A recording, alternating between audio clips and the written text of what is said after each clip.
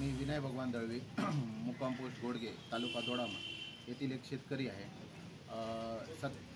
25 February 2025ला वादळ आलं।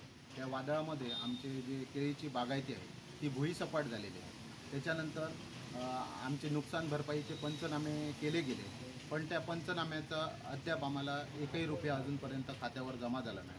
आणि शासनाच्या हिशोबाप्रमाणे जर पाहिलं तर ते 10 रुपये 80 पैसे असा एका केळीचा रेट आहे।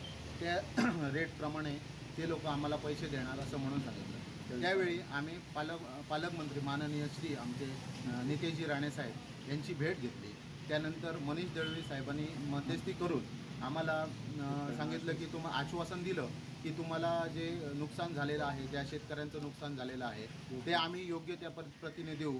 शासन दरबारी आपण त्याचा योग्य तो न्यायनिवाडा करून पाठपुरावा करतो असं आम्हाला पालकमंत्र्यांनी पण आश्वासन दिलं।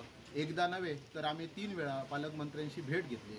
एकदा ज्यावेळी हत्तीने मारहाण केलेली मोर्ले गावामध्ये पण आम्ही त्यांना भेटलो, त्याच्यानंतर बांद्यामध्ये भेटलो आणि मनीष दळवी साहेबांनी फोनवर चर्चा करून आम्हाला सांगितलं की तुम्हाला नुकसान भरपाई जी आहे ती देतो, पण योग्य त्या दरामध्ये नुकसान भरपाई देतो।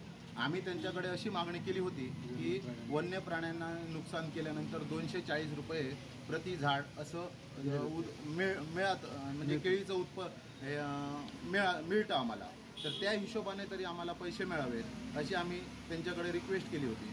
पण अद्यापही आमच्याकडे शेतकऱ्यांकडे दुर्लक्ष केलेलं आहे। आम्ही आता तरुण शेतकरी, आमचं देशोधडीला लाभलेलं आहे आणि आम्हाला कुठलंही अन्य साधन नाही, म्हणजे आम्ही शेतीवरच आमचा उदरनिर्वाह, आमचे मुलं बाळ असतील, आमचं शिक्षण, मुलांचं शिक्षण असेल तर सगळं आमचं हे कुटुंब, वडील आहेत, वडील आजारपणाचा खर्च म्हणा किंवा आणि काही म्हणा, हे सगळं आमचं त्या शेतीवरच अवलंबून आहे। तर शासन दरबारी आमची त्यांच्याशी विनंती आहे की त्यांनी आम्हाला जो आमचे नुकसान झालेलं आहे त्या नुकसानाचं योग्य तो न्यायनिवाडा करून आम्हाला योग्य तो त्या दरपत्रकावर बदल करून आम्हाला योग्य तो न्यायनिवाडा करावा। आणि अशी अन्यथा आम्ही 15 ऑगस्टला आमरण उपोषण करणार आहोत असं, आणि खरोखर आमच्यावर उपाशी मारायचीच वेळ आलेली आहे। त्याच्यामुळे शासन दरबारी याचा योग्य तो न्यायनिवाडा करावा।